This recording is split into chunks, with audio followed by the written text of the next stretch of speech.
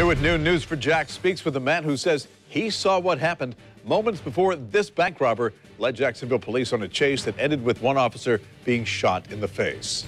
This dude showed up and just seemed off, sketchy, just something's wrong. And they just took off, saying something wasn't right. That police officer is an 11-year veteran of the Jacksonville Sheriff's Office. At last check, he was in stable condition at UF Health. Now, this afternoon, we're learning more about what may have happened in the moments before police say Michael Harris began shooting at Officer Jerry Mason during a pursuit. We know that the veteran cop was pursuing Harris, who was suspected of robbing a number of banks this week.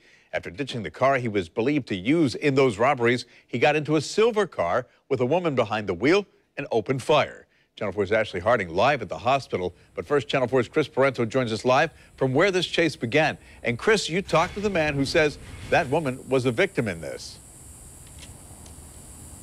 He did, Bruce. He said that Michael Harris came up and threw a bag over the fence into the backyard of this home. He says Harris then got into a car where his friend was and demanded that she drive. That man says he had never seen Michael Harris before and doesn't believe that his friend had either. He says she told him she wasn't sure what was happening during the entire ordeal or what Harris's intentions were as she was driving. But she became more and more frightened as he began shooting at the officer chasing her car. Eventually, JSO says her car was hit by another car not far from here where the chase ended. Harris was eventually shot and killed. She said she was scared as she didn't know what to do.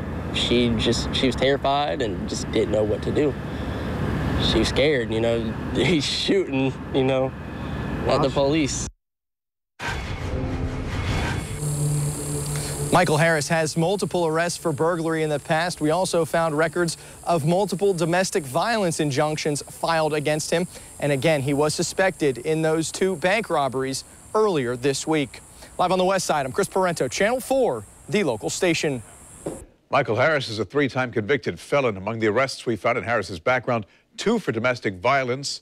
This is information from an injunction we received this morning. It's from 2012, and the petitioner was Harris's acquaintance.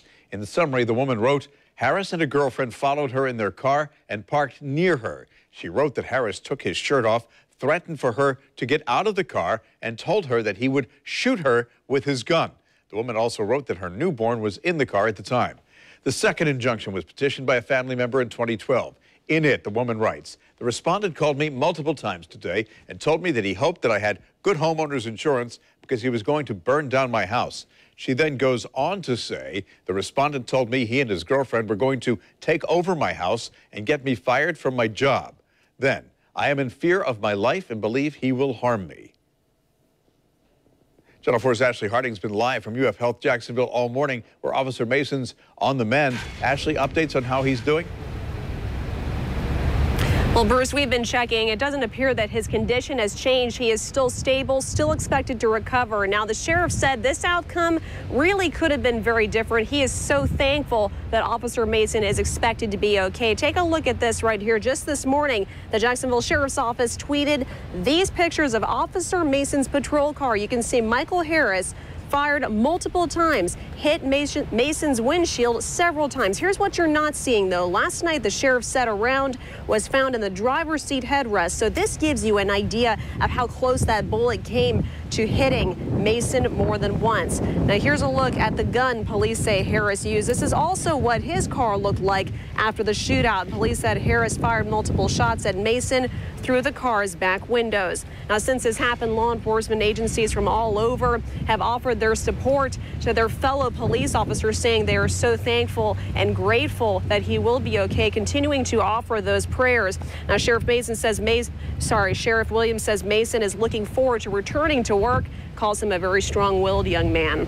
Reporting live, Ashley Harding, Channel 4, the local station.